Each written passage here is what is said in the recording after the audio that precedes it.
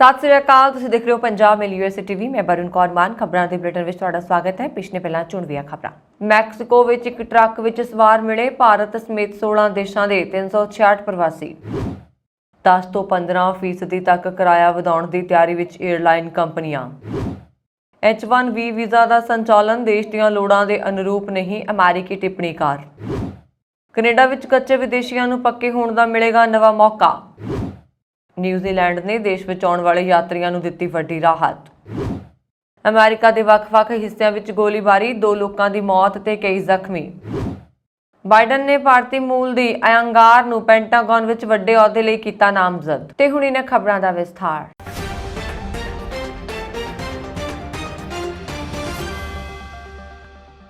Mexico ਦੇ immigration ਅਧਿਕਾਰੀਆਂ ਨੂੰ ਇੱਕ ਮਾਲਵਾਹਕ ਟਰੱਕ ਵਿੱਚੋਂ ਭਾਰਤ ਸਮੇਤ 16 ਦੇਸ਼ਾਂ ਦੇ 366 ਪ੍ਰਵਾਸੀ ਮਿਲੇ ਨੇ। ਮੈਕਸੀਕੋ ਦੇ ਰਾਸ਼ਟਰੀ ਇਮੀਗ੍ਰੇਸ਼ਨ ਇੰਸਟੀਚਿਊਟ ਮੁਤਾਬਕ ਟਰੱਕ 366 ਪ੍ਰਵਾਸੀਆਂ ਨੂੰ ਲਿਜਾ ਰਿਹਾ ਸੀ, ਜਿਨ੍ਹਾਂ ਵਿੱਚ ਬੰਗਲਾਦੇਸ਼, ਭਾਰਤ, ਨੇਪਾਲ, ਯਮਨ, ਉਜ਼ਬੇਕਿਸਤਾਨ ਅਤੇ ਦੱਖਣੀ ਅਫਰੀਕਾ ਦੇ ਨਾਗਰਿਕ ਸ਼ਾਮਲ ਨੇ। Cuba, Dominican Republic, Ecuador, Bolivia, Peru, Guatemala, Honduras, Nicaragua, El Salvador ਅਤੇ ਵੈਨਜ਼ੂਏਲਾ ਦੇ ਲੋਕ ਵੀ ਟਰੱਕ ਵਿੱਚ ਸਵਾਰ ਸਨ। ਅਧਿਕਾਰੀਆਂ ਨੂੰ ਟਰੱਕ ਦੱਖਣੀ ਰਾਜ ਚਿਆਪਾਸ ਵਿੱਚ ਇੱਕ ਸੜਕ ਦੇ ਕਿਨਾਰੇ ਖੜਾ ਮਿਲਿਆ। ਚਿਆਪਾਸ ਦੀ ਸਰਹੱਦ ਗੁਆਟੇਮਾਲਾ ਨਾਲ ਲੱਗਦੀ ਹੈ। ਇਸ ਸਮੇਂ ਪੂਰੀ ਦੁਨੀਆ ਮਹਿੰਗਾਈ ਦੇ ਦੌਰ ਚੋਂ ਲੰਘ ਰਹੀ ਹੈ। ਰੂਸ ਯੂਕਰੇਨ ਵਿਚਾਲੇ ਚੱਲ ਰਹੀ ਜੰਗ ਕਾਰਨ ਸਮੁੱਚੇ ਉਤਪਾਦਾਂ ਦੀ ਸਪਲਾਈ ਕੜੀ 'ਚ ਰੁਕਾਵਟਾਂ ਪਈਆਂ ਨੇ। ਇਹੋ ਕਾਰਨ ਹੈ ਕਿ ਕੱਚੇ ਤੇਲ ਦੀਆਂ ਕੀਮਤਾਂ ਵਿੱਚ ਜ਼ਬਰਦਸਤ ਵਾਧਾ ਹੋਇਆ ਹੈ। ਡਾਲਰ ਦੀ ਤੁਲਨਾ ਵਿੱਚ ਰੁਪਇਆ ਹੇਠਲੇ ਪੱਧਰ ਤੇ ਪਹੁੰਚ ਗਿਆ ਹੈ। ਹਵਾਈ ਜਹਾਜ਼ ਵਿੱਚ ਪੈਣ ਵਾਲੇ ਈਂਧਨ ਯਾਨੀ ਕਿ ਜੈਟ ਫਿਊਲ ਦੀਆਂ ਕੀਮਤਾਂ ਵਿੱਚ ਵੀ ਪਿਛਲੇ ਸਮੇਂ ਤੋਂ ਰਿਕਾਰਡ ਵਾਧਾ ਹੋਇਆ ਹੈ। ਸਪਾਈਸ ਜੈਟ ਕੰਪਨੀ ਦੇ CMD ਅਜੇ ਸਿੰਘ ਨੇ ਕਿਹਾ ਕਿ ਜੈਟ ਫਿਊਲ ਦੀਆਂ ਕੀਮਤਾਂ ਵਿੱਚ ਕਾਫੀ ਵਾਧਾ ਹੋ ਚੁੱਕਾ ਹੈ ਤੇ ਰੁਪਏ ਦੀ ਕੀਮਤ ਵੀ ਕਾਫੀ ਡਿੱਗ ਗਈ ਹੈ, ਜਿਸ ਦੀ ਵਜ੍ਹਾ ਨਾਲ ਘਰੇਲੂ ਏਅਰਲਾਈਨਾਂ ਕੋਲ ਤੁਰੰਤ ਕਿਰਾਇਆ ਵਧਾਉਣ ਦੇ ਇਲਾਵਾ ਬਹੁਤ ਘੱਟ ਵਿਕਲਪ ਬਚੇ ਨੇ। ਸਾਡਾ ਮੰਨਣਾ ਹੈ ਕਿ ਤਕਰੀਬਨ 10-15% ਕਿਰਾਏ ਵਿੱਚ ਵਾਧੇ ਦੀ ਲੋੜ ਹੈ ਤਾਂ ਕਿ ਹਵਾਈ ਸੰਚਾਲਨ ਸੁਚਾਰੂ ਰੂਪ ਨਾਲ ਜਾਰੀ ਰਹਿ ਸਕੇ। ਅਜੇ ਸਿੰਘ ਨੇ ਕਿਹਾ ਕਿ ਏਅਰ ਟਰਬਾਈਨ ਫਿਊਲ ATF ਦੀਆਂ ਕੀਮਤਾਂ 'ਚ ਜੂਨ 2021 ਦੇ ਬਾਅਦ ਤੋਂ 120% ਦਾ ਵਾਧਾ ਕੀਤਾ ਜਾ ਚੁੱਕਾ ਹੈ। ਭਾਰਤ ਵਿੱਚ ATF ਤੇ ਕਰ ਦੁਨੀਆ 'ਚ ਸਭ ਤੋਂ ਜ਼ਿਆਦਾ ਹੈ, ਲਿਹਾਜ਼ਾ ਕੇਂਦਰ ਦੇ ਰਾਜ ਸਰਕਾਰਾਂ ਨੂੰ ATF ਕਰ ਵਿੱਚ ਤੁਰੰਤ ਕਟੌਤੀ ਕਰਨੀ ਚਾਹੀਦੀ ਹੈ। ਇੱਕ ਅਮਰੀਕੀ ਰਾਜਨੀਤਿਕ ਟਿੱਪਣੀਕਾਰ ਨੇ ਸੰਸਦ ਮੈਂਬਰਾਂ ਨੂੰ ਕਿਹਾ ਕਿ 1990 ਦੇ ਬਾਅਦ ਤੋਂ ਆਪਣੀ ਅਮਰੀਕੀ ਇਮੀਗ੍ਰੇਸ਼ਨ ਪ੍ਰਣਾਲੀ ਦੇ ਮਹੱਤਵਪੂਰਨ ਕੰਪੋਨੈਂਟ H1B ਵੀਜ਼ਾ ਦਾ ਸੰਚਾਲਨ ਤੇ ਲਾਗੂ ਕਰਨ ਦੇਸ਼ ਦੀਆਂ ਲੋੜਾਂ ਦੇ ਅਨੁਰੂਪ ਨਹੀਂ ਰਿਹਾ। ਸਾਬਕਾ ਰਿਪਬਲਿਕਨ ਕਾਂਗਰਸ ਮਹਿਲਾ ਤੇ ਸੀਨੀਅਰ ਰਾਜਨੀਤਿਕ ਟਿੱਪਣੀਕਾਰ ਮੀਆ ਲਵ ਨੇ ਅਮਰੀਕੀ ਕੰਪਨੀਆਂ ਨੂੰ ਸਿਧਾਂਤਕ ਤੇ ਤਕਨੀਕੀ ਨਿਪੁੰਨਤਾ ਦੀ ਲੋੜਾਂ ਵਾਲੇ ਵਿਸ਼ੇਸ਼ ਕਿੱਤਿਆਂ ਵਿੱਚ ਵਿਦੇਸ਼ੀ ਕਾਮਿਆਂ ਨੂੰ ਕੰਮ ਤੇ ਰੱਖਣ ਦੀ ਮਨਜ਼ੂਰੀ ਦੇਣ ਵਾਲੇ H1B ਵੀਜ਼ਾ ਪ੍ਰੋਗਰਾਮ ਦਾ ਵਿਸਥਾਰ ਕਰਨ ਦੀ ਲੋੜ ਬਾਰੇ ਅਮਰੀਕੀ ਸੈਨੇਟ ਕਮੇਟੀ ਨੂੰ ਦੱਸਿਆ ਕਿ ਵਿਦੇਸ਼ੀ ਕਾਮਿਆਂ ਲਈ ਕਾਰਜ ਵੀਜ਼ਾ ਦੇ ਸੰਚਾਲਨ ਤੇ ਲਾਗੂ ਕਰਨ ਦੀ ਲੋੜ ਨਹੀਂ ਹੈ। ਉਹਨਾਂ ਨੇ ਕਿਹਾ ਕਿ ਅਮਰੀਕੀ ਤਕਨੀਕੀ ਕੰਪਨੀਆਂ ਹਰ ਸਾਲ ਭਾਰਤ ਤੋਂ ਹਜ਼ਾਰਾਂ ਕਰਮਚਾਰੀਆਂ ਨੂੰ ਨਿਯੁਕਤ ਕਰਨ ਲਈ H1B ਤੇ ਨਿਰਭਰ ਨੇ ਤੇ ਭਾਰਤੀਆਂ ਸਮੇਤ ਵਿਦੇਸ਼ੀ ਪੇਸ਼ੇਵਰਾਂ ਵਿਚਾਲੇ ਸਭ ਤੋਂ ਵੱਧ ਮੰਗ ਵਾਲਾ ਕਾਰਜ ਵੀਜ਼ਾ ਹੈ। ਉਹਨਾਂ ਨੇ ਕਿਹਾ ਕਿ ਕੌਸ਼ਲ ਇਮੀਗ੍ਰੇਸ਼ਨ ਦੇ ਵਿਸਥਾਰ ਲਈ ਕਈ ਆਸ਼ਾਜਨਕ ਬਦਲ ਨੇ।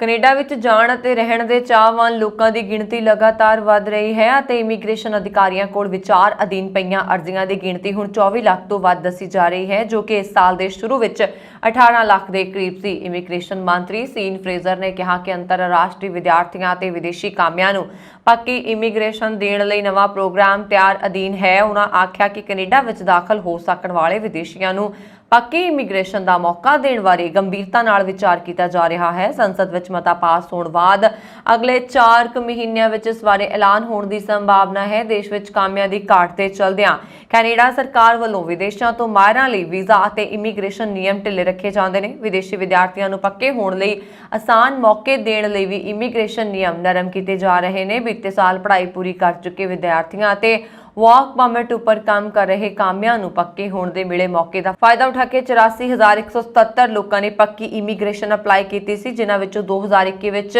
23,885 ਅਤੇ 2022 ਦੇ 30 ਅਪ੍ਰੈਲ ਤੱਕ 22,190 ਅਰਜ਼ੀਆਂ ਸਵੀਕਾਰ ਕਰਕੇ ਪਰਮਨੈਂਟ ਰੈਜ਼ੀਡੈਂਸੀ ਦਿੱਤੀ ਜਾ ਚੁੱਕੀ ਹੈ। ਇਸ ਦੌਰਾਨ ਕੈਨੇਡਾ ਦੇ ਵੀਜ਼ਾ ਦੀ ਦੁਰਵਰਤੋਂ ਕਰ ਰਹੇ ਲੋਕਾਂ ਨੂੰ ਕੈਨੇਡਾ ਵਿੱਚੋਂ ਕੱਢਣ ਤੇ ਮੋੜਨ ਦਾ ਸਿਲਸਿਲਾ ਵੀ ਜਾਰੀ ਰਹਿੰਦਾ ਹੈ। ਕਪੂਰਥਲਾ ਤੋਂ ਬੀਤੇ ਕੱਲ ਟੋਰਾਂਟੋ ਵਿਖੇ ਪੁੱਜੀ ਇੱਕ ਕੁੜੀ ਨੂੰ ਉਸ ਵਕਤ ਦਿੱਲੀ ਜਾਣ ਵਾਲੇ ਜਹਾਜ਼ ਰਾਹੀਂ ਵਾਪਸ ਮੁੜਨਾ ਪਿਆ ਜਦੋਂ ਉਹ ਕੈਨੇਡਾ ਵਿੱਚ 3 ਕੁ ਸਾਲ ਪਹਿਲਾਂ ਵਿਦਿਆਰਥੀ ਵਜੋਂ ਪੁੱਜੀ, ਪਰ ਬਾਅਦ ਵਿੱਚ ਰਿਫਿਊਜੀ ਬਣ ਗਈ ਅਤੇ ਆਪਣੇ ਭਰਾ ਨੂੰ ਮਿਲਣ ਦੇ ਬਹਾਨੇ ਕੈਨੇਡਾ ਵਿੱਚ ਦਾਖਲ ਹੋਣ ਵਿੱਚ ਸਫਲ ਨਾ ਹੋ ਸਕੀ। ਨਿਊਜ਼ੀਲੈਂਡ ਨੇ ਦੇਸ਼ ਵਿੱਚ ਦਾਖਲ ਹੋਣ ਵਾਲੇ ਯਾਤਰੀਆਂ ਨੂੰ ਵੱਡੀ ਰਾਹਤ ਦਿੱਤੀ ਹੈ। ਨਿਊਜ਼ੀਲੈਂਡ ਆਉਣ ਵਾਲੇ ਯਾਤਰੀਆਂ ਨੂੰ ਹੁਣ 20 ਜੂਨ ਨੂੰ ਰਾਤ 11:59 ਤੋਂ ਬਾਅਦ ਕੋਵਿਡ-19 ਪ੍ਰੀ ਡਿਪਾਰਚਰ ਟੈਸਟ ਦੀ ਲੋੜ ਨਹੀਂ ਹੋਏਗੀ। ਕੋਵਿਡ-19 ਪ੍ਰਤੀਕਿਰਿਆ ਮੰਤਰੀ ਆਇਸ਼ਾ ਵੈਰਲ ਨੇ ਵੀਰਵਾਰ ਨੂੰ ਇਹ ਜਾਣਕਾਰੀ ਦਿੱਤੀ। ਮੰਤਰੀ ਆਇਸ਼ਾ ਮੁਤਾਬਕ ਅਸੀਂ ਆਪਣੀਆਂ ਸਰਹੱਦਾਂ ਨੂੰ ਮੁੜ ਖੋਲ੍ਹਣ ਲਈ ਇੱਕ ਸਾਵਧਾਨੀ ਭਰਪੂਰ ਅਤੇ ਪੜਾਅਵਾਰ ਪਹੁੰਚ ਅਪਣਾਈ ਹੈ ਤਾਂ ਜੋ ਇਹ ਯਕੀਨੀ ਬਣਾਇਆ ਜਾ ਸਕੇ ਕਿ ਦੇਸ਼ ਵਿੱਚ ਕੋਵਿਡ-19 ਮਾਮਲੇ ਦੁਬਾਰਾ ਨਾ ਵੱਧ ਸਕਣ। ਸਾਡੀ ਰਣਨੀਤੀ ਨੇ ਕੰਮ ਕੀਤਾ ਹੈ ਅਤੇ ਨਤੀਜੇ ਵਜੋਂ ਪ੍ਰੀ ਡਿਪਾਰਚਰ ਟੈਸਟ ਦੀਆਂ ਜ਼ਰੂਰਤਾਂ ਨੂੰ ਬਹੁਤ ਜਲਦੀ ਖਤਮ ਕਰਨਾ ਸੁਰੱਖਿਅਤ ਹੈ। ਉਹਨਾਂ ਨੇ ਕਿਹਾ ਕਿ ਲਗਭਗ 90% ਅੰਤਰਰਾਸ਼ਟਰੀ ਆਮਦ ਦੇਸ਼ ਵਿੱਚ ਆਉਣ ਤੋਂ ਬਾਅਦ ਆਪਣੀ ਲੋੜੀਂਦੀ ਜਾਂਚ ਕਰਵਾਉਂਦੇ ਨੇ। ਕੇਵਲ 2-3% ਸਕਾਰਾਤਮਕ ਦਰ ਦੇ ਨਾਲ ਮੰਤਰੀ ਆਇਸ਼ਾ ਨੇ ਕਿਹਾ ਕਿ ਇੱਕ ਵਾਰ ਲੋੜ ਖਤਮ ਹੋਣ ਤੋਂ ਬਾਅਦ ਉਹ ਸਰਹੱਦੀ ਮਾਮਲਿਆਂ ਵਿੱਚ ਮਹੱਤਵਪੂਰਨ ਵਾਧੇ ਦੀ ਉਮੀਦ ਨਹੀਂ ਕਰਦੇ। ਅਮਰੀਕਾ ਵਿੱਚ ਗੋਲੀਬਾਰੀ ਦੀਆਂ ਘਟਨਾਵਾਂ ਰੁਕਣ ਦੀ ਬਜਾਏ ਵੱਧਦੀਆਂ ਜਾ ਰਹੀਆਂ ਨੇ। ਜਾਣਕਾਰੀ ਮੁਤਾਬਕ ਅਮਰੀਕਾ ਦੇ ਅਲਬਾਮਾ ਸੂਬੇ ਦੇ ਬਰਮਿੰਗਮ ਸ਼ਹਿਰ ਵਿੱਚ ਵੀਰਵਾਰ ਰਾਤ ਨੂੰ ਇੱਕ ਚਰਚ ਵਿੱਚ ਗੋਲੀਬਾਰੀ ਵਿੱਚ ਇੱਕ ਵਿਅਕਤੀ ਦੀ ਮੌਤ ਹੋ ਗਈ ਅਤੇ 2 ਹੋਰ ਜ਼ਖਮੀ ਹੋ ਗਏ। ਨਿਊਯਾਰਕ ਪੋਸਟ ਨੇ ਸ਼ੁੱਕਰਵਾਰ ਨੂੰ ਆਪਣੀ ਰਿਪੋਰਟ ਵਿੱਚ ਇਹ ਜਾਣਕਾਰੀ ਦਿੱਤੀ। ਅਧਿਕਾਰੀਆਂ ਨੇ ਦੱਸਿਆ ਕਿ ਸ਼ੱਕੀ ਮੁਲਜ਼ਮ ਨੂੰ ਹਿਰਾਸਤ ਵਿੱਚ ਲੈ ਲਿਆ ਗਿਆ ਹੈ। ਵੇਸਟਾਵੀਆ ਹਿਲਸ ਪੁਲਿਸ ਵਿਭਾਗ ਨੇ ਕਿਹਾ ਕਿ ਉਹਨਾਂ ਨੂੰ ਸਥਾਨਕ ਸਮੇਂ ਅਨੁਸਾਰ ਸ਼ਾਮ 6:30 ਵਜੇ ਸੇਂਟ ਸਟੀਫਨ ਐਪਿਸਕੋਪਲ ਚਰਚ ਵਿੱਚ ਗੋਲੀਬਾਰੀ ਦੀ ਸੂਚਨਾ ਮਿਲੀ। ਮੀਡੀਆ ਨਾਲ ਗੱਲ ਕਰਦੇ ਹੋਏ ਵੇਸਟਾਵੀਆ ਹਿਲਸ ਪੁਲਿਸ ਕਪਤਾਨ ਸ਼ੇਨ ਵਾਰ ਨੇ ਕਿਹਾ ਕਿ ਇਸ ਘਟਨਾ ਵਿੱਚ ਕੁੱਲ 3 ਲੋਕਾਂ ਨੂੰ ਗੋਲੀ ਲੱਗੀ, ਜਿਸ ਵਿੱਚ ਇੱਕ ਪੀੜਤ ਦੀ ਮੌਤ ਹੋ ਗਈ ਅਤੇ 2 ਹੋਰ ਹਸਪਤਾਲ ਵਿੱਚ ਇਲਾਜ ਅਧੀਨ ਨੇ। ਉਹ ਫਿਲਹਾਲ ਇਹ ਨਹੀਂ ਕਹਿ ਸਕੇ ਕਿ ਗੋਲੀ ਕਿਸ ਮਕਸਦ ਲਈ ਚਲਾਈ ਗਈ ਸੀ। ਹਾਲਾਂਕਿ ਉਹਨਾਂ ਨੇ ਕਿਹਾ ਕਿ ਇਸ ਨਾਲ ਲੋਕਾਂ ਨੂੰ ਕੋਈ ਹੋਰ ਖਤਰਾ ਨਹੀਂ ਹੈ। ਉਹਨਾਂ ਨੇ ਇਸ ਬਾਰੇ ਵੀ ਖੁੱਲ੍ਹ ਕੇ ਗੱਲ ਨਹੀਂ ਕੀਤੀ ਕਿ ਸ਼ੱਕੀ ਨੂੰ ਕਿਵੇਂ ਹਿਰਾਸਤ ਵਿੱਚ ਲਿਆ ਗਿਆ। ਜ਼ਿਕਰਯੋਗ ਹੈ ਕਿ ਚਰਚ ਨੇ ਆਪਣੀ ਵੈਬਸਾਈਟ ਤੇ ਪੋਸਟ ਕੀਤਾ ਸੀ ਕਿ ਉਹਨਾਂ ਦੇ ਸਥਾਨ ਤੇ ਸ਼ਾਮ 5 ਤੋਂ 7 ਵਜੇ ਤੱਕ ਪੋਟਲਕ ਦਾ ਆਯੋਜਨ ਕੀਤਾ ਜਾ ਰਿਹਾ ਹੈ। ਅਮਰੀਕਾ ਵਿੱਚ ਨਿਊਯਾਰਕ ਦੇ 4 ਸ਼ਹਿਰਾਂ ਵਿੱਚ ਕੁਝ ਹੀ ਸਮੇਂ ਵਿੱਚ ਗੋਲੀਬਾਰੀ ਦੀਆਂ ਘਟਨਾਵਾਂ 'ਚ 9 ਲੋਕ ਜ਼ਖਮੀ ਹੋ ਗਏ ਤੇ ਬਰੁਕਲਿਨ 'ਚ ਇੱਕ ਔਰਤ ਦੀ ਮੌਤ ਹੋ ਗਈ। ਨਿਊਯਾਰਕ ਪੋਸਟ ਨੇ ਸ਼ੁੱਕਰਵਾਰ ਨੂੰ ਆਪਣੀ ਰਿਪੋਰਟ ਵਿੱਚ ਇਹ ਜਾਣਕਾਰੀ ਦਿੱਤੀ। ਪੁਲਿਸ ਨੇ ਦੱਸਿਆ ਕਿ ਇਹ ਘਟਨਾ ਬ੍ਰੌਂਕਸ ਵਿੱਚ ਮਿਸ਼ੇਲ ਹਾਊਸ ਦੇ ਨੇੜੇ ਦੁਪਹਿਰ ਦੇ ਕਰੀਬ ਸ਼ੁਰੂ ਹੋਈ, ਜਿਸ ਵਿੱਚ ਇੱਕ 20 ਸਾਲਾ ਔਰਤ ਦੀ ਸੱਜੀ ਲੱਤ ਵਿੱਚ ਗੋਲੀ ਲੱਗੀ। ਦੱਸਿਆ ਜਾ ਰਿਹਾ ਕਿ ਪੀੜਤ ਔਰਤ ਗੋਲੀ ਲੱਗਣ ਤੋਂ ਬਾਅਦ ਉਸ ਨੂੰ ਲਿੰਕਨ ਹਸਪਤਾਲ ਲਿਜਾਇਆ ਗਿਆ, ਜਿੱਥੇ ਉਸ ਦੀ ਹਾਲਤ ਹੁਣ ਸਥਿਰ ਦੱਸੀ ਜਾ ਰਹੀ ਹੈ। ਨੇਪਾਲ ਦੀ ਫੌਜ ਨੇ ਉਹਨਾਂ ਖਬਰਾਂ ਦਾ ਖੰਡਨ ਕੀਤਾ ਹੈ ਜਿਸ ਵਿੱਚ ਦਾਅਵਾ ਕੀਤਾ ਗਿਆ ਸੀ ਕਿ ਉਸਨੇ ਅਮਰੀਕੀ ਫੌਜ ਨਾਲ ਫੌਜੀ ਸਮਝੌਤਾ ਜਾਂ ਸਟੇਟ ਪਾਰਟਨਰਸ਼ਿਪ ਪ੍ਰੋਗਰਾਮ ਲਈ ਸਮਝ ਬਣਾਈ ਹੈ। ਨੇਪਾਲੀ ਫੌਜ ਨੇ ਇਸ ਗੱਲ ਤੇ ਜ਼ੋਰ ਦਿੱਤਾ ਹੈ ਕਿ ਉਹ ਅਜਿਹੇ ਕਿਸੇ ਸਮਝੌਤੇ ਵਿੱਚ ਸ਼ਾਮਲ ਨਹੀਂ ਹੋਏਗੀ ਜਿਸ ਵਿੱਚ ਨੇਪਾਲ ਦੀ ਭੂ ਰਾਜਨੀਤਿਕ ਸਥਿਤੀ ਅਤੇ ਉਸ ਦੀ ਰੱਖਿਆ ਨੂੰ ਜ਼ੋਖਮ ਹੋਵੇ। ਫੌਜ ਨੇ ਬੁੱਧਵਾਰ ਨੂੰ ਇੱਥੇ ਜਾਰੀ ਬਿਆਨ ਵਿੱਚ ਕਿਹਾ ਕਿ ਨੇਪਾਲ ਦੀ ਫੌਜ ਨੇ ਹਮੇਸ਼ਾ ਤੋਂ ਸਪਸ਼ਟ ਕੀਤਾ ਹੈ ਕਿ ਨੇਪਾਲ ਆਪਣੀ ਗੈਰ ਗੱਠਜੋੜ ਵਿਦੇਸ਼ ਨੀਤੀ ਤਹਿਤ ਭਵਿੱਖ ਵਿੱਚ ਕਿਸੇ ਵੀ ਤਰ੍ਹਾਂ ਦੇ ਫੌਜੀ ਸਾਂਝੇਦਾਰੀ ਵਿੱਚ ਸ਼ਾਮਲ ਨਹੀਂ ਹੋਏਗਾ। ਨੇਪਾਲ ਅਜਿਹਾ ਕੋਈ ਸਮਝੌਤਾ ਨਹੀਂ ਕਰੇਗਾ ਜਿਸ ਨਾਲ ਦੀ ਭੂ ਰਾਜਨੀਤਿਕ ਸਥਿਤੀ ਅਤੇ ਸੁਰੱਖਿਆ ਸੰਵੇਦਨਸ਼ੀਲਤਾ ਖਤਰੇ 'ਚ ਪਵੇ। ਕਾਠਮੰਡੂ ਵਿੱਚ ਅਮਰੀਕਾ ਦੇ ਦੂਤਘਰ ਨੇ ਵੀ ਸਪਸ਼ਟ ਕੀਤਾ ਹੈ ਕਿ ਉਸਨੇ ਨੇਪਾਲ ਨਾਲ SPP ਕਰਾਰ ਨਹੀਂ ਕੀਤਾ ਹੈ। ਦਸਤਾਵੇਜ਼ ਫਰਜ਼ੀ ਨੇ ਜਿਨ੍ਹਾਂ 'ਚ ਦਾਅਵਾ ਕੀਤਾ ਜਾ ਰਿਹਾ ਹੈ ਕਿ ਨੇਪਾਲ ਅਤੇ ਅਮਰੀਕਾ 'ਚ ਫੌਜੀ ਸਮਝੌਤਾ ਹੋਇਆ ਹੈ। ਅਮਰੀਕੀ ਰਾਸ਼ਟਰਪਤੀ ਜੋ ਬਾਈਡਨ ਨੇ ਭਾਰਤੀ ਅਮਰੀਕੀ ਸੁਰੱਖਿਆ ਮਾਹਿਰ ਰਾਧਾ ਯੰਗਾਰ ਪਲੰਬ ਨੂੰ ਪੈਂਟਾਗਨ ਵਿੱਚ ਵੱਡੀ ਪੋਸਟ ਲਈ ਨਾਮਜ਼ਦ ਕੀਤਾ ਹੈ। ਪਲੰਬ ਨੂੰ ਪੈਂਟਾਗਨ ਦੇ ਇੱਕ ਚੋਟੀ ਦੇ ਅਹੁਦੇ ਐਕਵੀਜ਼ੀਸ਼ਨ ਅਤੇ ਸਟੇਟਮੈਂਟ ਲਈ ਰੱਖਿਆ ਲਈ deputy under secretary of defence ਦੇ ਅਹੁਦੇ ਲਈ ਨਾਮਜ਼ਦ ਕੀਤਾ ਗਿਆ ਹੈ। ਵਰਤਮਾਨ ਵਿੱਚ ਪਲੰਬ ਡਿਪਟੀ ਰੱਖਿਆ ਸਕੱਤਰ ਦੀ ਚੀਫ ਆਫ ਸਟਾਫ ਵਜੋਂ ਸੇਵਾ ਨਿਭਾ ਰਹੀ ਹੈ। ਚੀਫ ਆਫ ਸਟਾਫ ਦੇ ਤੌਰ ਤੇ ਆਪਣੀ ਨਿਯੁਕਤੀ ਤੋਂ ਪਹਿਲਾਂ ਪਲੰਬ ਗੂਗਲ ਵਿੱਚ ਟਰਸਟ ਅਤੇ ਸੁਰੱਖਿਆ ਲਈ ਖੋਜ ਅਤੇ ਇਨਸਾਈਟਸ ਦੀ ਡਾਇਰੈਕਟਰ ਸੀ, ਜਿਸ ਨੇ ਵਪਾਰਕ ਵਿਸ਼ਲੇਸ਼ਣ, ਡਾਟਾ ਵਿਗਿਆਨ ਅਤੇ ਤਕਨੀਕੀ ਖੋਜ ਤੇ ਆਪਣੀਆਂ ਕ੍ਰਾਸ ਫੰਕਸ਼ਨਲ ਟੀਮਾਂ ਦੀ ਅਗਵਾਈ ਕੀਤੀ। ਉਸਨੇ ਪਹਿਲਾਂ ਉੱਚ ਜੋਖਮ ਸੁਰੱਖਿਆ ਤੇ ਗੰਭੀਰ ਅੰਤਰਰਾਸ਼ਟਰੀ ਸੁਰੱਖਿਆ ਮੁੱਦਿਆਂ ਤੇ ਧਿਆਨ ਕੇਂਦਰਿਤ ਕਰਦੇ ਹੋਏ ਨੀਤੀ ਵਿਸ਼ਲੇਸ਼ਣ ਦੇ ਗਲੋਬਲ ਮੁਖੀ ਵਜੋਂ ਕੰਮ ਕੀਤਾ। ਲਗਭਗ 5 ਹਫ਼ਤਿਆਂ ਦੀ ਗਿਰਾਵਟ ਤੋਂ ਬਾਅਦ ਦੁਨੀਆ ਭਰ ਵਿੱਚ ਕਰੋਨਾ ਮੌਤਾਂ ਫਿਰ ਤੋਂ ਵਧਣੀਆਂ ਸ਼ੁਰੂ ਹੋ ਗਈਆਂ ਨੇ। WHO ਨੇ ਚੇਤਾਵਨੀ ਦਿੱਤੀ ਹੈ ਕਿ ਕੋਵਿਡ-19 ਕਾਰਨ ਹੋਈਆਂ ਮੌਤਾਂ ਦੀ ਗਿਣਤੀ 5 ਹਫ਼ਤਿਆਂ ਦੀ ਗਿਰਾਵਟ ਤੋਂ ਬਾਅਦ ਪਿਛਲੇ ਹਫ਼ਤੇ ਇੱਕ ਵਾਰ ਫਿਰ 4% ਵੱਧ ਗਈ ਹੈ। WHO ਅਨੁਸਾਰ ਇੱਕ ਵਾਰ ਫਿਰ ਕੋਰੋਨਾ ਨੇ ਦੁਨੀਆ ਭਰ ਵਿੱਚ ਗੰਭੀਰ ਨਤੀਜੇ ਦਿਖਾਉਣੇ ਸ਼ੁਰੂ ਕਰ ਦਿੱਤੇ ਨੇ। ਪਿਛਲੇ ਇੱਕ ਹਫ਼ਤੇ ਵਿੱਚ ਇਸ ਵਾਇਰਸ ਨਾਲ ਹੋਣ ਵਾਲੀਆਂ ਮੌਤਾਂ ਦੀ ਗਿਣਤੀ ਵਿੱਚ 4% ਦਾ ਵਾਧਾ ਹੋਇਆ ਹੈ। ਵੀਰਵਾਰ ਨੂੰ ਕੋਰੋਨਾ ਦੇ ਤਾਜ਼ਾ ਅੰਕੜੇ ਜਾਰੀ ਕਰਦੇ ਹੋਏ WHO ਨੇ ਕਿਹਾ ਕਿ ਪਿਛਲੇ ਹਫ਼ਤੇ ਦੌਰਾਨ ਦੁਨੀਆ ਭਰ ਵਿੱਚ ਕੋਰੋਨਾ ਵਾਇਰਸ ਕਾਰਨ 8700 ਮੌਤਾਂ ਹੋਈਆਂ, ਜੋ ਕਿ ਪਿਛਲੇ 5 ਹਫ਼ਤਿਆਂ ਦੇ ਮੁਕਾਬਲੇ 4% ਵੱਧ ਨੇ। ਇਸ ਦੇ ਨਾਲ ਹੀ ਅਮਰੀਕਾ 'ਚ ਕੋਰੋਨਾ ਵਾਇਰਸ ਕਾਰਨ ਹੋਣ ਵਾਲੀਆਂ ਮੌਤਾਂ 'ਚ 21% ਅਤੇ ਪੱਛਮੀ ਪ੍ਰਸ਼ਾਂਤ ਖੇਤਰ ਵਿੱਚ 17% ਦਾ ਉਛਾਲ ਆਇਆ ਹੈ। ਤੁਹਾਨੂੰ ਦੱਸ ਦਈਏ ਕਿ ਪੱਛਮੀ ਪ੍ਰਸ਼ਾਂਤ ਖੇਤਰ ਵਿੱਚ ਆਸਟ੍ਰੇਲੀਆ, ਨਿਊਜ਼ੀਲੈਂਡ ਤੋਂ ਲੈ ਕੇ ਸਿੰਗਾਪੁਰ, ਮਲੇਸ਼ੀਆ, ਫਿਲੀਪੀਨਜ਼ ਅਤੇ ਚੀਨ, ਜਾਪਾਨ ਅਤੇ ਦੱਖਣੀ ਕੋਰੀਆ ਸਮੇਤ 28 ਦੇਸ਼ ਆਉਂਦੇ ਨੇ। ਯੂਰਪ ਅਤੇ ਉੱਤਰੀ ਅਮਰੀਕਾ ਦੇ ਜ਼ਿਆਦਾਤਰ ਅਮੀਰ ਦੇਸ਼ ਨੇ ਵੱਡੇ ਪੱਧਰ ਤੇ ਕੋਰੋਨਾ ਵਾਇਰਸ ਨਾਲ ਸੰਬੰਧਿਤ ਪਾਬੰਦੀਆਂ ਹਟਾ ਦਿੱਤੀਆਂ ਨੇ। ਚੀਨ ਨੇ ਸ਼ੰਘਾਈ ਅਤੇ ਬੀਜਿੰਗ ਵਿੱਚ ਕੋਰੋਨਾ ਵਾਇਰਸ ਦੇ ਵੱਧਦੇ ਮਾਮਲਿਆਂ ਤੋਂ ਬਾਅਦ ਸਖਤ ਪਾਬੰਦੀਆਂ ਲਗਾਈਆਂ ਸੀ, ਪਰ ਕੋਵਿਡ ਦੀ ਰਫ਼ਤਾਰ ਰੁਕਣ ਤੋਂ ਬਾਅਦ ਹੁਣ ਉਸਨੇ ਇਹਨਾਂ ਨਿਯਮਾਂ ਵਿੱਚ ਢਿੱਲ ਦਿੱਤੀ ਹੈ। ਕੋਰੋਨਾ ਦੇ ਨਾਲ-ਨਾਲ ਦੁਨੀਆ ਦੇ ਕਈ ਦੇਸ਼ਾਂ ਵਿੱਚ ਮੌਂਕੀ-ਪੌਕਸ ਦੇ ਮਰੀਜ਼ਾਂ ਦੀ ਗਿਣਤੀ ਵੀ ਤੇਜ਼ੀ ਨਾਲ ਵੱਧ ਰਹੀ ਹੈ। ਹੁਣ ਤੱਕ 30 ਤੋਂ ਵੱਧ ਮੁਲਕਾਂ ਵਿੱਚ ਫੈਲ ਚੁੱਕੀ ਇਸ ਬਿਮਾਰੀ ਤੋਂ ਕੈਨੇਡਾ ਵੀ ਨਹੀਂ ਬਚ ਸਕਿਆ, ਜਿੱਥੇ ਹੁਣ ਤੱਕ 159 ਲੋਕ ਇਸ ਬਿਮਾਰੀ ਦੀ ਲਪੇਟ ਵਿੱਚ ਆ ਗਏ ਨੇ। ਕੈਨੇਡਾ 'ਚ ਹੋਰਨਾਂ ਸੂਬਿਆਂ ਨਾਲੋਂ ਸਭ ਤੋਂ ਵੱਧ ਕੇਸ ਕਿਊਬੈਕ ਸੂਬੇ ਵਿੱਚ ਸਾਹਮਣੇ ਆ ਰਹੇ ਨੇ। ਉਧਰ ਵਿਸ਼ਵ ਸਿਹਤ ਸੰਗਠਨ ਜਲਦੀ ਹੀ ਮੌਂਕੀ-ਪੌਕਸ ਦਾ ਨਾਮ ਬਦਲਣ ਜਾ ਰਿਹਾ। ਕੈਨੇਡਾ ਵਿੱਚ ਮੌਂਕੀ-ਪੌਕਸ ਦਾ ਪਹਿਲਾ ਮਰੀਜ਼ 19 ਮਈ ਨੂੰ ਮੌਂਟਰੀਅਲ ਵਿੱਚੋਂ ਮਿਲਿਆ ਸੀ। ਉਸ ਤੋਂ ਬਾਅਦ ਲਗਾਤਾਰ ਮਰੀਜ਼ਾਂ ਦੀ ਗਿਣਤੀ ਵੱਧ ਰਹੀ ਹੈ। ਕੈਨੇਡਾ ਦੇ ontario ਸੂਬੇ ਵਿੱਚ ਪੈਂਦੇ ਸ਼ਹਿਰ ਕਲੈਂਡਨ ਵਿੱਚ ਗੱਡੀਆਂ ਚੋਰੀ ਕਰਨ ਦੇ ਮਾਮਲੇ ਵਿੱਚ ਪੁਲਿਸ ਨੇ 2 ਪੰਜਾਬੀਆਂ ਸਣੇ ਕੁਝ ਹੋਰ ਲੋਕਾਂ ਨੂੰ ਗ੍ਰਿਫਤਾਰ ਕੀਤਾ। ontario ਪ੍ਰੋਵਿੰਸ਼ੀਅਲ ਪੁਲਿਸ ਦੀ ਕੈਲੰਡਨ ਇਕਾਈ ਨੇ ਦੱਸਿਆ ਕਿ 5 ਰੈਂਗਲਰ ਜੀਪਾਂ ਵਾਲਟਨ ਖੇਤਰ ਵਿੱਚ ਪ੍ਰਾਈਵੇਟ ਡਰਾਈਵੇਜ਼ ਤੋਂ ਚੋਰੀ ਹੋਈਆਂ ਸਨ, ਜਿਨ੍ਹਾਂ ਵਿੱਚ Harvest Moon Drive, Lesmer Crescent, Lauren Harris Crescent, Elwood Drive ਅਤੇ ਇਰੋਗੈਂਟ ਕ੍ਰੀਸੈਂਟ ਸ਼ਾਮਲ ਨੇ। ਇਹ ਸਾਰੀਆਂ ਗੱਡੀਆਂ 2019 ਤੋਂ 2021 ਮਾਡਲ ਦੀਆਂ ਦੱਸੀਆਂ ਜਾ ਰਹੀਆਂ ਨੇ। ਇਸ ਮਾਮਲੇ ਵਿੱਚ ਕਲੈਂਟਨ ਸਟਰੀਟ ਕ੍ਰਾਈਮ ਯੂਨਿਟ ਨੇ ਪੂਰੀ ਮੁਸ਼ਤੈਦੀ ਨਾਲ ਛਾਣਬੀਣ ਕੀਤੀ, ਜਿਸ ਦੇ ਚੱਲਦਿਆਂ ਚੋਰੀ ਹੋਈਆਂ 5 ਰੈਂਗਲਰ ਜੀਪਾਂ ਬਰਾਮਦ ਹੋ ਗਈਆਂ। ਇਸ ਦੇ ਨਾਲ ਹੀ ਪੁਲਿਸ ਨੇ ਇਹ ਗੱਡੀਆਂ ਚੋਰੀ ਕਰਨ ਦੇ ਮਾਮਲੇ ਵਿੱਚ 4 ਲੋਕਾਂ ਨੂੰ ਗ੍ਰਿਫਤਾਰ ਕਰ ਲਿਆ। ਸੁਲਤਾਨਪੁਰ ਲੋਧੀ ਵਿੱਚ ਇੱਕ ਘਰ 'ਚ 80 ਸਾਲਾ ਵਿਧਵਾ ਬਜ਼ੁਰਗ ਔਰਤ ਦੀ ਲਾਸ਼ ਮਿਲੀ ਹੈ। ਉਕਤ ਮਾਮਲੇ ਵਿੱਚ ਔਰਤ ਦੇ ਵੱਡੇ ਲੜਕੇ ਨੇ ਆਪਣੇ ਛੋਟੇ ਭਰਾ ਤੇ ਗੰਭੀਰ ਦੋਸ਼ ਲਗਾਉਂਦੇ ਹੋਏ ਕਤਲ ਦਾ ਸ਼ੱਕ ਪ੍ਰਗਟ ਕੀਤਾ। ਇਸ ਤੋਂ ਬਾਅਦ ਪੁਲਿਸ ਨੇ ਛੋਟੇ ਬੇਟੇ ਨੂੰ ਘੇਰ ਕੇ ਪੁੱਛਗਿੱਛ ਕੀਤੀ ਤਾਂ ਉਸਨੇ ਆਪਣਾ ਗੁਨਾਹ ਕਬੂਲ ਕਰ ਲਿਆ। ਸੂਚਨਾ ਮਿਲਦੇ ਹੀ ਥਾਣਾ ਸੁਲਤਾਨਪੁਰ ਲੋਧੀ ਦੀ ਪੁਲਿਸ ਨੇ ਮੌਕੇ ਤੇ ਪਹੁੰਚ ਕੇ ਲਾਸ਼ ਨੂੰ ਕਬਜ਼ੇ 'ਚ ਲੈ ਕੇ ਮੁਰਦਾ ਘਰ ਵਿੱਚ ਰਖਵਾਇਆ ਤੇ ਦੋਸ਼ੀ ਲੜਕੇ ਖਿਲਾਫ ਮਾਮਲਾ ਦਰਜ ਕਰਕੇ ਉਸ ਨੂੰ ਹਿਰਾਸਤ ਵਿੱਚ ਲੈ ਲਿਆ। ਇਸ ਦੀ ਪੁਸ਼ਟੀ ਕਰਦਿਆਂ ਐਸਪੀਡੀ ਜਗਜੀਤ ਸਿੰਘ ਸਰੋਆ ਨੇ ਦੱਸਿਆ ਕਿ ਇਸ ਅੰਨੇ ਕਤਲ ਕੇਸ ਨੂੰ ਪੁਲਿਸ ਨੇ ਕੁਝ ਘੰਟਿਆਂ ਵਿੱਚ ਸੁਲਝਾ ਲਿਆ ਹੈ। ਉਸ ਦਾ ਲੜਕਾ ਦਲਬੀਰ ਸਿੰਘ ਕਰੀਬ 3 ਸਾਲ ਪਹਿਲਾਂ ਇੰਗਲੈਂਡ ਤੋਂ ਡਿਪੋਰਟ ਹੋ ਕੇ ਆਇਆ ਸੀ। ਵੀਰਵਾਰ ਸਵੇਰੇ ਜਦੋਂ ਉਕਤ ਮਕਾਨ 'ਚ ਰਹਿਣ ਵਾਲੀ ਕਿਰਾਏਦਾਰ ਸੋਨੀਆ ਨੂੰ ਘਰ 'ਚੋਂ ਬਦਬੂ ਆ ਰਹੀ ਸੀ ਤਾਂ ਉਸਨੇ ਉੱਪਰ ਜਾ ਕੇ ਕਮਰੇ 'ਚ ਜਾ ਕੇ ਦੇਖਿਆ ਬਜ਼ੁਰਗ ਕੁਲਵਿੰਦਰ ਕੌਰ ਦੀ ਲਾਸ਼ ਪਈ ਸੀ।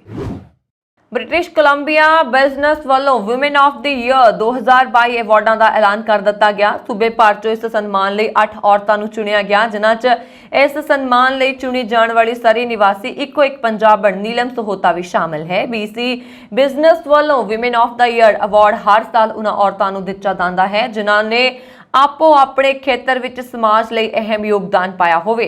ਵੈਨਕੂਵਰ ਦੀ ਜੰਪਲ ਨੀਲਮ ਸਹੋਤਾ ਨੇ bachelor of business administration the degree ਕੀਤੀ ਹੋਈ ਹੈ। ਉਹ ਸਾਈਮਨ ਫਰੇਜ਼ਰ ਯੂਨੀਵਰਸਿਟੀ ਬਰਨਬੀ ਦੀ ਗਵਰਨਿੰਗ ਕੌਂਸਲ ਮੈਂਬਰ ਅਤੇ ਡਾਇਵਰਸਿਟੀ ਕਮਿਊਨਿਟੀ ਸਰਵਿਸਿਜ਼ ਦੀ CEO ਵੀ ਹੈ।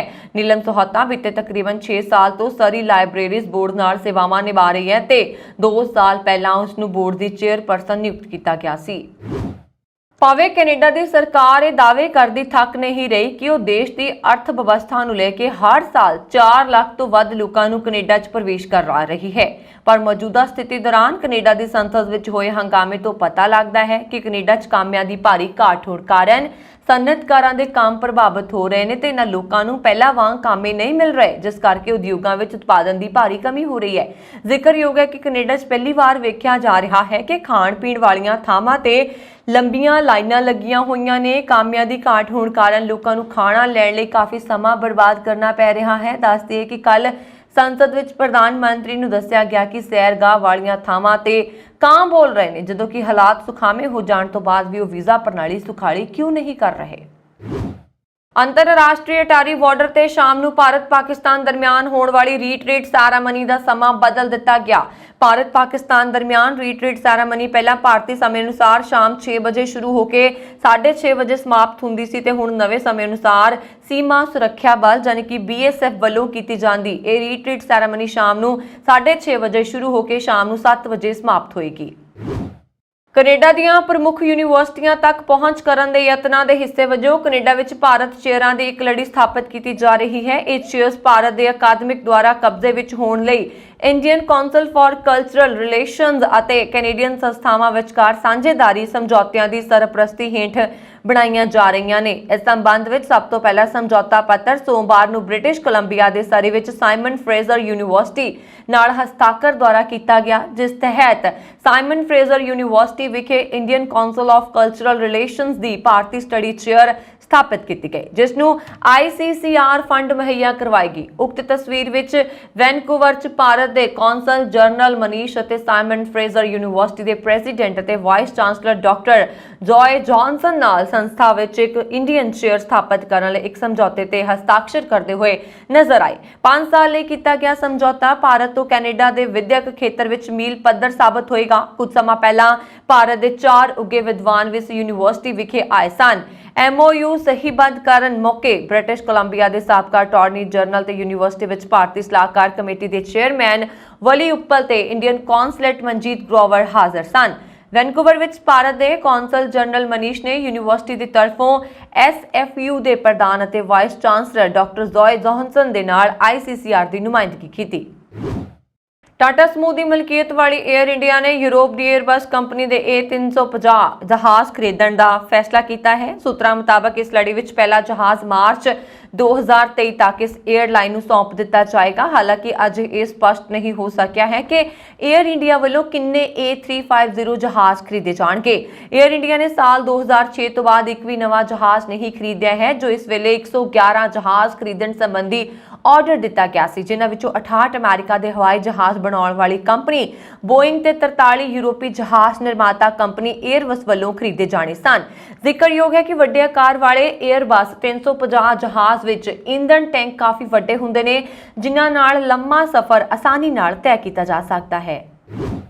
ਰੇਲਵੇ ਬੋਰਡ ਨੇ ਫਿਰੋਜ਼ਪੁਰ ਮੰਡਲ ਦੀਆਂ ਪਿਛਲੇ ਸਮੇਂ ਤੋਂ ਰੱਦ ਕੀਤੀਆਂ ਲੋਕਲ ਰੇਲ ਗੱਡੀਆਂ ਨੂੰ ਚਲਾਉਣ ਲਈ ਕਿਹਾ ਹੈ ਤੇ ਗੱਡੀਆਂ ਚਲਾਉਣ ਦੀ ਤਰੀਕ ਦਾ ਐਲਾਨ ਕਰਨ ਦੀ ਸਲਾਹ ਦਿੱਤੀ ਹੈ। ਇਸ ਸੰਬੰਧੀ ਰੇਲਵੇ ਬੋਰਡ ਨੇ ਬੀਤੀ 14 ਜੂਨ ਨੂੰ ਫਿਰੋਜ਼ਪੁਰ ਰੇਲਵੇ ਮੰਡਲ ਨੂੰ ਲਿਖੇ ਪੱਤਰ ਵਿੱਚ ਰੱਦ ਕੀਤੀਆਂ ਗਈਆਂ ਲਗਭਗ 50 ਲੋਕਲ ਗੱਡੀਆਂ ਚਲਾਉਣ ਦੀ ਸਲਾਹ ਦਿੱਤੀ ਹੈ ਤੇ ਕਿਹਾ ਹੈ ਕਿ ਉਹ ਗੱਡੀਆਂ ਚਲਾਉਣ ਸੰਬੰਧੀ ਤਰੀਕ ਦਾ ਐਲਾਨ ਜਲਦੀ ਕਰੇ। ਵਰਣਨਯੋਗ ਹੈ ਕਿ ਲੋਕਲ ਗੱਡੀਆਂ ਜਿਹੜੀਆਂ ਜਲੰਧਰ ਤੋਂ ਪਠਾਨਕੋਟ, ਨਕੋਦਰ, ਫਿਰੋਜ਼ਪੁਰ, ਹੁਸ਼ਿਆਰਪੁਰ, ਬਠਿੰਡਾ, ਅੰਮ੍ਰਿਤਸਰ ਆਦਿ ਸ਼ਹਿਰਾਂ ਲਈ ਚਲਦੀਆਂ ਗੱਡੀਆਂ ਰੱਦ ਕੀਤੀਆਂ ਗਈਆਂ ਸਨ। ਹੁਣ ਰੇਲਵੇ ਨੇ ਕਾਫੀ ਅਰਸੇ ਮਗਰੋਂ ਫਿਰੋਜ਼ਪੁਰ ਮੰਡਲ ਨੇ ਲਗਭਗ 50 ਗੱਡੀਆਂ ਰੱਦ ਕੀਤੀਆਂ ਸਨ। ਝੋਨੇ ਦੀ ਵਾਢੀ ਤੋਂ ਬਾਅਦ ਖੇਤਾਂ ਵਿੱਚ ਰਹਿ ਗਈ ਰਹਿੰਦ ਖੂੰਹਦ ਪੰਜਾਬ ਸਮੇਤ ਗੁਆਂਢੀ ਰਾਜਾਂ ਲਈ ਵੱਡੀ ਸਮੱਸਿਆ ਬਣੀ ਹੋਈ ਹੈ। ਪੰਜਾਬ ਵਿੱਚ ਜ਼ਿਆਦਾਤਰ ਕਿਸਾਨ ਅਗਲੀ ਫਸਲ ਬੀਜਣ ਲਈ ਪਰਾਲੀ ਨੂੰ ਅੱਗ ਲਾ ਦਿੰਦੇ ਨੇ। ਇਸ ਨਾਲ ਨਾ ਕੇਵਲ ਵੱਡੇ ਪੱਧਰ ਤੇ ਵਾਤਾਵਰਣ ਪ੍ਰਦੂਸ਼ਿਤ ਹੁੰਦਾ ਹੈ, ਸਗੋਂ ਧਰਤੀ ਦੀ ਉਪਜਾਊ ਸ਼ਕਤੀ ਵੀ ਘਟਦੀ ਹੈ। ਅਜਿਹੇ ਵਿੱਚ ਪੰਜਾਬ ਐਗਰੀਕਲਚਰ ਯੂਨੀਵਰਸਿਟੀ ਨੇ ਪਰਾਲੀ ਸਾੜਨ ਦੀ ਸਮੱਸਿਆ ਦਾ ਹੱਲ ਲੱਭ ਲਿਆ ਹੈ। PAU ਦੇ ਨਵਿਆਉਣਯੋਗ ਊਰਜਾ ਇੰਜੀਨੀਅਰਿੰਗ ਵਿਭਾਗ ਨੇ 4 ਸਾਲਾਂ ਦੀ ਖੋਜ ਤੋਂ ਬਾਅਦ ਪਰਾਲੀ ਤੋਂ ਇੱਟਾਂ ਤਿਆਰ ਕੀਤੀਆਂ ਨੇ। ਵਿਗਿਆਨੀਆਂ ਦਾ ਕਹਿਣਾ ਹੈ ਕਿ ਇਸ ਖੋਜ ਨਾਲ ਪਰਾਲੀ ਦੀ ਸਮੱਸਿਆ ਦਾ ਵੱਡੇ ਪੱਧਰ ਤੇ ਹੱਲ ਹੋਏਗਾ ਤੇ ਪੇਂਡੂ ਖੇਤਰਾਂ 'ਚ ਵਿਕਸਿਤ ਹੋਣਗੇ। ਨਾਲ ਦੇ ਨਾਲ ਜਿਹੜੇ ਰੋਜ਼ਗਾਰ ਦੇ ਸਾਧਨ ਵਿਕਸਿਤ ਹੋਣਗੇ। ਖੋਜਕਾਰ ਪ੍ਰੋਫੈਸਰ ਡਾਕਟਰ ਰਿਤੂ ਡੋਗਰਾ ਦਾ ਕਹਿਣਾ ਹੈ ਕਿ ਭਾਰਤੀ ਖੇਤੀ ਖੋਜ परिषद यानी कि ICAR ਦੇ ਵਿਸ਼ੇਸ਼ ਪ੍ਰੋਜੈਕਟ ਤਹਿਤ 4 ਸਾਲਾਂ ਦੀ ਖੋਜ ਤੋਂ ਬਾਅਦ ਅਸੀਂ ਪਰਾਲੀ ਤੋਂ ਇੱਟਾਂ ਤਿਆਰ ਕੀਤੀਆਂ ਨੇ। ਇਸ ਵਿੱਚ ਹੋਰ ਕੁਝ ਨਹੀਂ ਵਰਤਿਆ ਗਿਆ। ਅਸੀਂ ਇਹ ਵੀ ਦੱਸਿਆ ਹੈ ਕਿ ਇਸ ਨਾਲ ਪ੍ਰਦੂਸ਼ਣ ਨਹੀਂ ਹੁੰਦਾ। ਅਸੀਂ ਲਗਭਗ 1 ਸਾਲ ਤੱਕ ਵੱਖ-ਵੱਖ ਉਦਯੋਗਾਂ ਵਿੱਚ ਪ੍ਰਯੋਗ ਕੀਤੇ। ਅਸੀਂ ਦੇਖਿਆ ਕਿ ਇੱਟਾਂ ਦਾ ਕੈਲੋਰੀਫਿਕ ਮੁੱਲ ਲੱਕੜ ਦੇ ਬਰਾਬਰ ਹੈ। ਇਸ ਕਾਰਨ ਇਸ ਨੂੰ ਲੱਕੜ ਦੀ ਜਗ੍ਹਾ ਸਾੜਿਆ ਜਾ ਸਕਦਾ ਹੈ। ਇਸ ਨਾਲ ਪ੍ਰਦੂਸ਼ਣ ਵੀ ਨਹੀਂ ਹੁੰਦਾ। ਉਦਯੋਗਿਕ ਇਕਾਈਆਂ ਵਿੱਚ ਜਿੱਥੇ ਲੱਕੜ ਨੂੰ ਬਾਲਣ ਵਜੋਂ ਵਰਤਿਆ ਜਾਂਦਾ ਹੈ, ਇਸ ਦੀ ਵਰਤੋਂ ਕੀਤੀ ਜਾ ਸਕਦੀ ਹੈ। ਇਹ ਸਨ ਹੁਣ ਤੱਕ ਦੀਆਂ ਖਬਰਾਂ। ਮੈਨੂੰ ਵਰੁਣ ਕੌਰ ਮਾਨ ਨੂੰ ਦਿਓ ਆਗਿਆ। ਹੋਰ ਖਬਰਾਂ ਦੇ ਲਈ ਸਾਡਾ YouTube ਚੈਨਲ ਪੰਜਾਬ ਮੇਲ USA TV ਜ਼ਰੂਰ ਸਬਸਕ੍ਰਾਈਬ ਕਰੋ। ਸਤਿ ਸ਼੍ਰੀ ਅਕਾਲ।